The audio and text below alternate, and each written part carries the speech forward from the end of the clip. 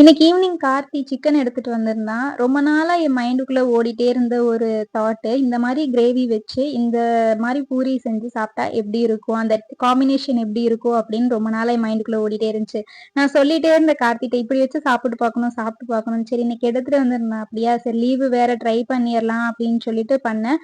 பூரியும் சூப்பரா இருந்துச்சு. கிரேவி நான் எதிர்பார்த்தத விட சூப்பரா வந்துருந்துச்சு. ஃபர்ஸ்ட் டைம் வச்சு சூடா இறக்கும்போது எப்பயுமே நான் மோஸ்ட்லி டேஸ்ட் பார்க்க மாட்டேன். இன்னைக்கு வாஷ் பண்றதுக்கு எதுக்குமே கார்த்தி இல்லாதனால டேஸ்ட்ல இருந்து அது வெந்துருச்சா அப்படின்னு பார்த்தது வரைக்கும் எல்லாமே நான் தான்.